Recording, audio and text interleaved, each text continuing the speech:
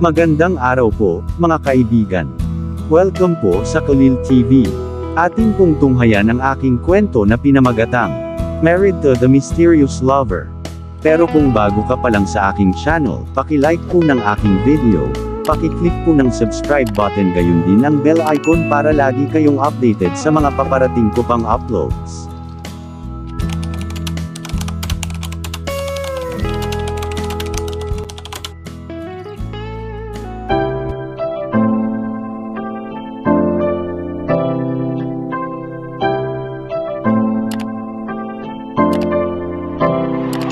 Khalil TV.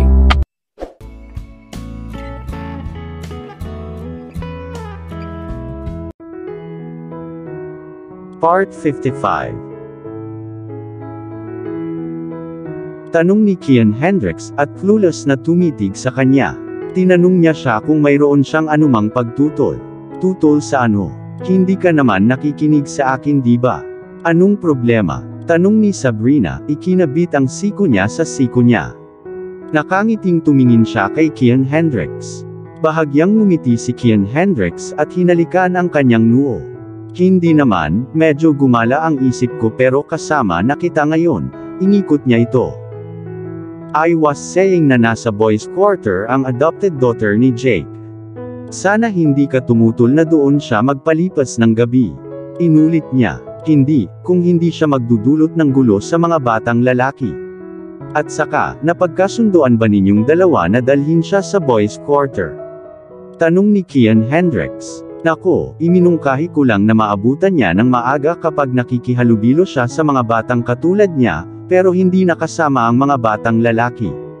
Kung si Jake ay hindi nagkakaroon ng hamon, siya ay dumating upang kunin siya sa kanyang lugar.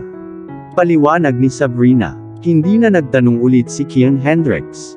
Masaya siya na mag-aasam siya ng sanggol sa loob ng ilang buwan. Kaya't walang magagawang ikagalit siya noong oras na iyon. Ikaw at ako ay pupunta para sa ilang pre-wedding photos. Ang wedding planner ay humihingi ng mga larawan mula sa atin. Kaya siguro medyo magiging busy tayo bukas, sasakay ng helicopter kung medyo malayo ang venue para sumakay ng sasakyan. Pero gusto kong makapagpahinga ka ng maaga para hindi ka ma-stress, pakiusap ni Kian Hendricks. Sinabi ni Sabrina na okay at nagpapahiwatig iyon na ang kumpanya ay maaaring walang president at vice president sa susunod na araw. Kinaumagahan, nagising si Jake ng alas 7:30. Gumaan ang pakiramdam niya, ninakawan ang mukha, at saka umupo. Tumingin siya sa orasan sa gilid ng kama at natulala, pasado alas 7. Natutulog siya ng matiwasay sa kabila ng mga bangungot. Paano naging posible iyon? Hindi na nakakatakot pero nakatulog na rin siya. Bumangon siya sa kama at nagtungo sa banyo para magpahinga. Sa ilang araw, hindi siya natutulog. Sa katunayan pagkatapos noon ang pagkawala ng pagbubuntis ni Rita. Iyon ay nagpapaalala sa kanya na makikita niya siya sa araw na iyon. Kailangan niyang bigyan siya ng paliwanag. Pagkatapos mag-sorry sa kanya, itatanong niya sa kanya ang simpleng tanong kung may nakikita siyang iba. Hindi nagtagal ay naligo siya at nagbihis. Nasa mansion pa rin ni Kian Hendricks ang kanyang anak. Nagmamaneho ang kanyang driver habang inutusan siyang dumaan sa mansion ng kanyang kapatid. Nakarating siya doon at pinuntahan si Amaya. Tapos na ang mga bata sa kanilang almusal, at nagkukwentuhan ang dumating si Jake. Nakita siya ni Amaya at tumalon sa kanyang mga paa, tumakbo papunta sa kanya, Daddy. Daddy. Niyakap siya ni Jake at ngumiti. Nagtakbuhan din palapit sa kanya ang mga pamangkin niya at binuhat niya sila. Hinalikan niya ang chubby cheeks nila at hinaplos ang buhok nila. Little Kian Hendricks, ungol niya. Tumayo si Kian Hendricks sa may pintuan at narinig siya. Walang ekspresyon ang mukha niya, tinitigan niya ang likod ng kapatid. Mukhang maayos naman siya noong umagang iyon at nagsasalita siya tulad ng dati niyang sarili. Daddy, tumikim si Caleb at tumakbo mula sa kanyang tiyuhin patungo sa kanyang ama. Ganon din ang ginawa ni Khalil at naligaw si Amaya. Hindi niya alam kung ano ang gagawin o kung paano tatawagan ang lalaking ito na kamukhang kamukha ng daddy niya. Binuhat ni Kian Hendricks ang mga batang lalaki at inihagis sa ere at sunod-sunod na sinalo ulit at humahagik-gik sila ng malakas. Halika kay Uncle Amaya, anyaya ni Kian Hendricks at ngumiti ang batang babae, tumakbo papunta kay Kian Hendricks. Uncle, sabi niya. Binuhat siya ni Kian Hendricks at inihagis sa ere at saka sinalo, pero hindi niya ito ibinaba bagkus inakbayan siya at tumingin sa kanya. Umiti si Kian Hendricks. Kung ang sanggol sa tiyan ni Sabrina ay magiging isang batang babae tulad ng kanyang nais, siya ay kakargahin niya tulad ng pagkarga niya kay Amaya, napakatamis at maselan. Ako ang daddy ni Caleb at Khalil. Pero tito mo ako. Sa susunod, kapag tumakbo sila papunta sa akin, tatakbo ka rin. Maliwanag ba? Tanong niya. Tumango ang maliit na batang babae at sinabi ni Kian na dapat niyang sabihin ito sa kanyang bibig. Yes, Uncle, sa manipis na boses. Pambabae at malambing ang boses niya. Hinalikan niya ang kanyang noo at ibinaba siya. Agad siyang tumakbo para sumama sa mga batang lalaki. Nakikisama siya sa mga batang lalaki higit pa sa inaakala ko, parang pabulong na sabi ni Kian Hendricks pero narinig at napangiti si Jake. Good morning kuya, bati ni Jake. Nagtataka siya kung bakit casual pa rin ang suot ng kapatid. Hindi ba siya pupunta sa kumpanya? Jake, kumusta ka kaninang umaga? Tanong ni Kian Hendricks. Naglalakad palayo at sinundan siya ni Jake. Lumapit siya para tingnan kung kumusta ang mga batang lalaki dahil hindi siya nakahinto noong nakaraang gabi para tingnan sila.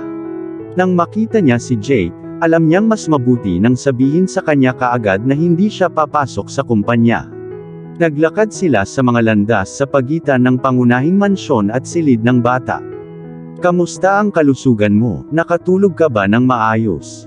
Tanong niya nang hindi tumitingin sa direksyon ni Jake. Mas maganda kaysa kahapon.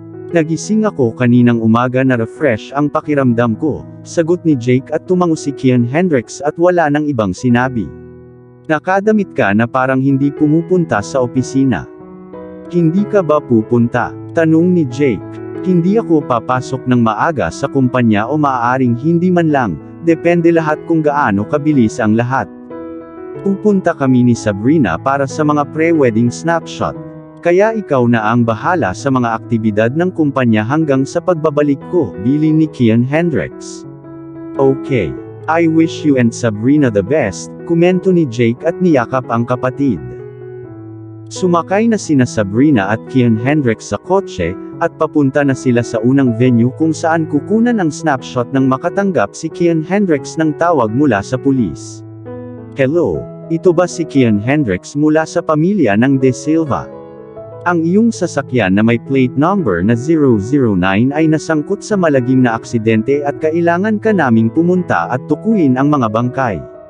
Naninigas ang mga kamay ni Kian Hendricks kahit natapos na ang tawag. Iyon ang kanyang Lamborghini. Iyon ang pangalawa sa pinakamagandang kotse niya at pinasakay niya si Sabrina bilang sarili niya pagkarating niya sa mansyon niya. Aksidente at bangkay ang kasangkot. Paano ito nangyari? Hindi ba dapat nasa garahe ang sasakyan dahil nakasakay si Sabrina sa kanyang pribadong sasakyan? Anong nangyari Kian Hendricks? Tanong ni Sabrina sabay hawak sa kamay niya at ibinaba iyon sa mga hita niya. Sinagot niya ang isang tawag at naging sobrang tahimik. Anong nangyari? May masamang balita ba? Nasaan ang kotse ko? Ang ibig kong sabihin ay ang Lamborghini. Tanong ni Kian Hendricks. Sinabihan ko ang aking driver na sunduin si Tita Mimi ngayong umaga. Siya ay pupunta sa isang maikling biyahe at inalok ko sa kanya ang kotse. Magiging busy si Lance at hindi siya dapat magmaneho. I'm sorry hindi ko muna na-inform sa'yo, paliwanag ni Sabrina. Naiintindihan na ngayon ni Kian Hendricks. Ang mga bangkay ay si Tita Mimi at ang driver ni Sabrina. Ito ay magiging kakilakilabot. Mahalaga kay Lance at Sabrina ang babae. Paano niya sasabihin kay Sabrina ang balita ng aksidente na alam niyang buntis siya, at wala pang isang buwan ang pagbubuntis? Ang fetus ay malambot at maselan. Ang kaunting mood swing ay magdudulot ng pagkakuha. Hindi pa niya sasabihin sa kanya. May kinalaman ba sa kotse ang tawag na natanggap mo ngayon? Naaresto ba si Tita Mimi? Tanong ni Sabrina. Nagiging hindi siya komportable sa biglaang pagbabago ng mood ni Kian Hendricks. May nangyari ba sa tita niya? Kinuha niya ang phone niya at dinial ang cellphone number ng tita niya at inalis naman ni Kian Hendricks ang phone sa kanya. Hindi na kailangang tawagan ang iyong tiyahin. Pupunta ako at makikita ko siya kaagad. Umuwi ka na at hintayin mo ang balita ko, deklara ni Kian Hendricks.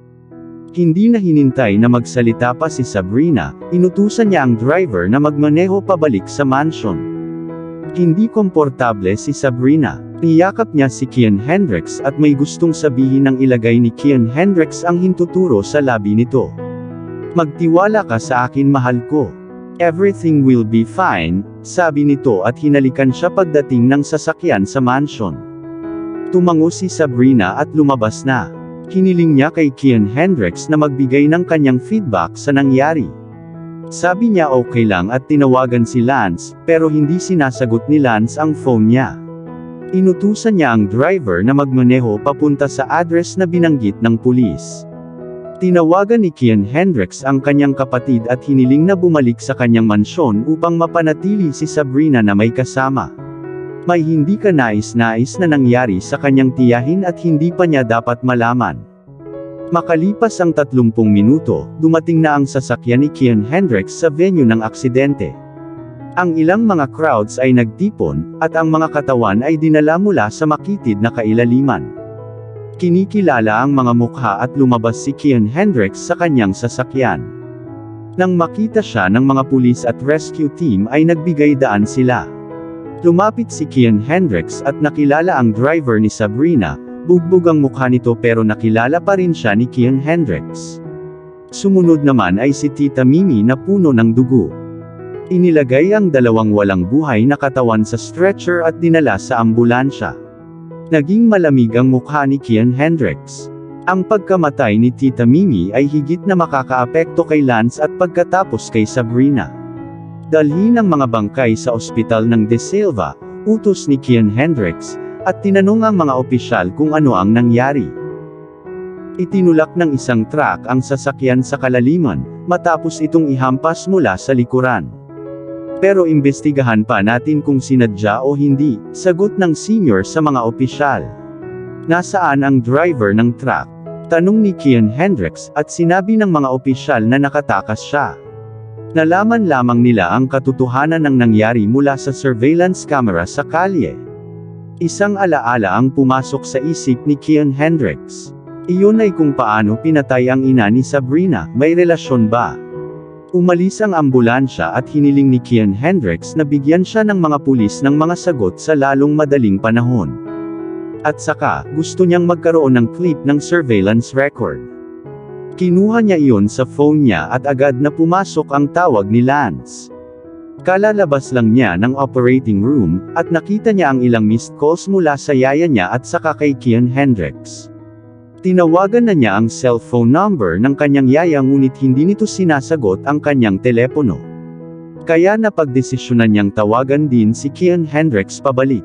Hello, Kian Hendricks, boses ni Lance ang nanggaling sa kabilang linya. Iwanan mo na ang lahat ng ginagawa mo at makipagkita ka sa akin sa ospital ng De Silva, hiling ni Kian Hendricks. Wala siyang masasabi sa kanya sa telepono. Ospital ng De Silva, may nangyari ba kay Sabrina?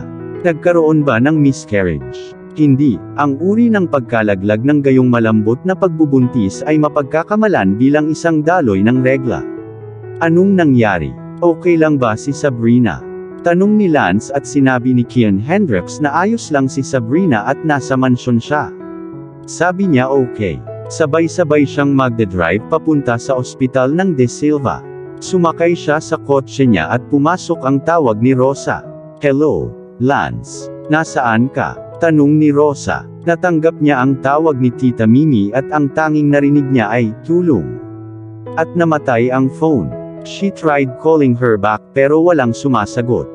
Nagmamadali siyang umalis sa trabaho at pumunta sa penthouse ni Lance, at sinabihang lumabas si Tita Mimi ng umagang iyon. Tatawagan sana niya si Lance kanina pero alam niyang may inooperahan ito, at hindi niya masasagot ang phone niya. Inorasan niya ito para makaalis siya sa operating room nang tawagan siya nito noon. And thank goodness, sabay sagot niya. Pupunta ako sa ospital ng De Silva. Tinawagan lang ako ni Kian Hendricks at sinabing doon ko daw siya makikita. May problema ba? Tanong ni Lance. Ospital ng De Silva. Nanginginig si Rosa. May nangyari ba kay tita? Sinabi niya kay Lance ang nangyari at sinabi niyang magkita sila sa ospital ng De Silva. May nangyari na sa yaya niya. Inaasahan niyang hindi ito magiging malubha. Medyo malayo ang City Hospital sa ospital ng De Silva. Mas malapit si Rosa at nakarating doon bago si Lance. Tinawagan niya ito at malapit lang daw siya. Maya-maya lang ay dumating ang isang ambulansya sa ospital at naramdaman ni Rosa ang malamig na panginginig na dumaloy sa kanyang gulugod. Hindi siya makalapit ngunit hindi nagtagal ay nakita niya ang rescue team na lumabas at binuksan ng ambulansya at gulong, 2 pasyente, sa isang stretcher papunta sa ospital. Pinisil ni Rosa ang kanyang leeg at naisip na ang babaeng nagkataong isa sa 2 pasyenteng dinala sa ospital ay parang si Tita Mimi. Nanginginig ang buong katawan niya at sinundan siya mula sa malayo. Naramdaman niya ang mabilis na pagtibok ng kanyang puso, at umaasa siyang mabilis na dumating si Lance. Ang mga pasyente ay dinala sa ward at 2 doktor ang sumunod. Narinig muli ni Rosa ang pagtunog ng kanyang telepono at nakitang si Lance ang tumatawag. Sinagot niya ang phone niya at tinanong siya ni Lance kung nasaan siya. Sinabi niya sa kanya at pumasok siya upang makita ang isang kinakabahan na Rosa. Anong nangyari? Siya ay nag-aalala sa kanyang sarili ngunit mahinahon na nagtatanong kay Rosa kung ano ang nangyari sa kanyang hitsura kaya natatakot. 2 pasyente ang dinala sa ward na iyon. Ang isa sa kanila ay parang si Tita Mimi kahit na puno ng dugo, paliwanag niya at tumaas ang tensyon ni Lance. Iniwan niya si Rosa nang walang sabi-sabi at papasok na sana sa ward nang lumabas ang isa sa mga doktor. Nakilala niya si Lance bilang isang kasamahan. Good to see you Doctor, aniya, kinuha ang kamay para makipag-shake at hawak ang stethoscope sa kabilang banda. Salamat sa iyo Doktor. Gusto kong makita ang 2 pasyente na pinapasok ng stretchers sa ward. Just to confirm they are fine, magalang na sagot ni Lance. Oh, dinala sila dito patay sa isang trahedya. Pinuntahan ko lang ito para kumpirmahin, ang sabi ng doktor nang madaanan siya ni Lance papasok sa ward. Nakita niya ang 2 walang buhay na katawan at nilapitan niya ang babae sa 2. Nakita niya ito at agad na nakilala. Tita. Nabasag ng boses ni Lance ang buong ospital. Nagmamadaling pumasok si Rosa at pumasok din ang doktor na nakausap niya kanina. Isang salita lang ang sinabi ni Lance ngunit alam ng lahat ng nakarinig sa kanyang boses na ang kasama ay nasa isang kakilakilabot na kalagayan. Narinig ni Kian Hendricks ang kanyang sigaw habang siya ay humakbang sa hallway ng ospital. Nauna na sa kanya si Lance at alam na niya ang nangyari sa tita niya. Nang pumasok si Rosa at ang doktor, hinila ni Lance ang duguang bangkay sa kanyang sarili. Duguan na ang kanyang mga kamay at suit. Hinaplos niya ang mukha sa duguang mukha ng tita niya na naging kasing dumi ng bangkay. Si Rosa ay humihikbi ngayon na nakikita ang estado ni Lance at alam niyang patay na si tita. Pinuntahan niya ito para hilahin siya ngunit hindi ito umubra. Iyon ay noong sinubukang makialam ng ibang mga doktor na naroroon ngunit walang nakabunot kay Lance mula sa bangkay. Inangat niya ang pang-itaas na katawan ni Tita Mimi at niyakap ito sa kanyang sarili. Inalalayan ng kamay nito ang leeg niya mula sa pagkakabaliktad. Pumikit si Lance at parang nagngangalit sa sakit. Doktor, pakiusap. Kailangan mong lakasan ang loob. Iba't ibang komento ang dumarating para maibaba niya ang bangkay ngunit walang gumagana. Pumasok si Kian Hendricks at nakita ang tanawin sa harapan niya. May dugo sa kanya si Lanvey pero wala itong ibig sabihin sa kanya. Lumapit siya at alam niyang gulat na gulat siya. Tita please wag mo akong iwan. Wala na ang mga magulang ko at ikaw na lang, dumating na ako, naiinis na wika ni Lance. Naiintindihan ng lahat ngayon. Dapat ang babae ang naging tagapag-alaga niya. Hindi nakakagulat na ang isang matalinong doktor ay mabigla sa isyu ng kamatayan. Lumabas kayong lahat, utos ni Kian Hendricks at unti-unting tumahimik ang ward. Si Kian Hendricks ang eldest master at boss ng ospital. Ang kanyang mga salita ay mga batas sa sandaling binigkas niya ang mga ito. 3 ang natira. Doon nagsimulang humagulgol si Lance na parang bata. Tita Mimi, bumalik ka sa akin, hindi pa natatapos ang pangako mo sa mami ko. Si Rosa na ngayon ay humihikbi na. Aaliwin at hahawakan sana niya si Lance, ngunit sa huli ay nangangailangan din siya ng mag-aaliw sa kanya. Nakita ni Kian Hendricks ang tanawin sa harapan niya at nakaramdam siya ng kirot. Hindi pa niya nakilala si Tita Mimi bukod sa una niyang pagbisita kay Lance kung saan ibinunyag niya ang lahat tungkol sa buhay ni Lance at Sabrina. Mataas ang pagpapahalaga sa kanya ng kanyang fiancé at may nangyaring ganito sa kanya. Nang makitang ganito si Lance, alam niyang mas malala ang mangyayari kung nandoon si Sabrina. Lance, please, huminahon ka. Pag-aaliw ni Kian Hendricks, lumapit siya at hinawakan siya mula sa likod. Pero nanginginig si Lance. Hindi lumalabas ang mga luha sa kanyang mga mata, ngunit masasabing binabayaran niya ang walang luha, mula sa loob. Tita, ang tanging nasabi ni Lance, hindi siya mapakali. Naging doktor na siya at nakasaksi ng maraming pagkamatay at kinumpirma ito sa mga kaanak ng pasyente. Ngunit hindi pa niya naranasan na mamatay ang isang taong pinakamamahal niya. Ang kanyang mga magulang, hindi niya nakilala ang mga ito bago sila namatay, at gayon pa man ang mga iniisip ng pagkawala ng kanyang mga magulang ay masakit pa rin sa kanya. Ngunit si Tita Mimi, nakita niya itong lumaki. Marami siyang isinakripisyo para sa kanya nitong mga taon. Inakala niyang yaya niya ito, ngunit hindi niya alam kung paano pa rin babantayan ng isang yaya ang isang matanda na tulad niya. Hanggang sa napagtanto niyang hindi trabaho ang ginagawa nito, ang pag-aalaga sa kanya kundi ang pagtupad ng isang obligasyon, isang pangako sa kanyang matalik na kaibigan, ang kanyang ina. Ilang tao pa ang maaaring maging totoo sa kanilang mga kaibigan pagkatapos na siya ay patay na. Iniwan niya ang kanyang trabaho, aliw, relasyon, at pamilya, lahat dahil sa kanya. At ngayon, bigla siyang namatay. Wala siyang sakit o may anumang sintomas ng karamdaman. Kaya lang, nakita niyang patay na siya. Lance, palagi kang malakas na tao.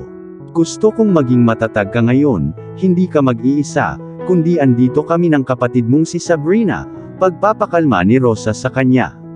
Muling tumunog ang telepono ni Kian Hendricks, ngunit hindi niya ito masagot. Hindi niya alam kung ano ang sasabihin kay Sabrina na hindi kasinungalingan, at hindi niya masabi rito ang nangyari sa tiyahin nito.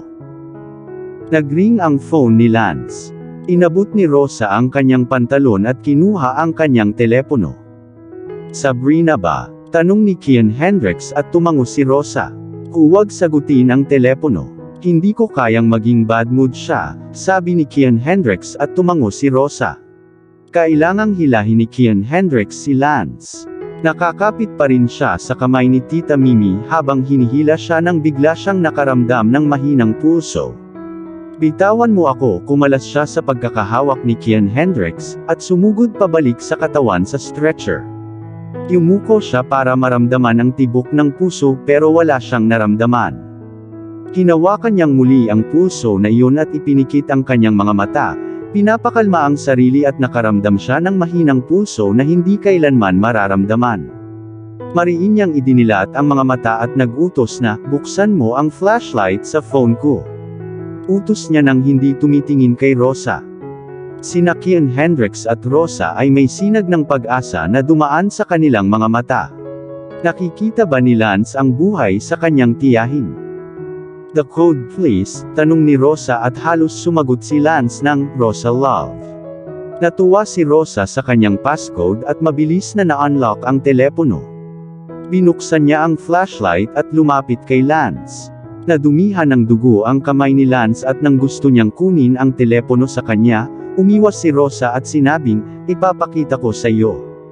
On her pupils, sabi ni Lance nang hindi nakipagtalo sa kanya at binuksan ang talukap ng mata, si Rosa sa gilid ni Lance at Kian Hendricks sa kabilang side. Closer, sabi ni Lance at tinitigan ng mabuti ang mga matang iyon.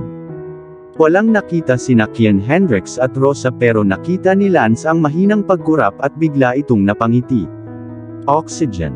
May kumuha sa akin ng oxygen. Tawag niya na may mataas na boses.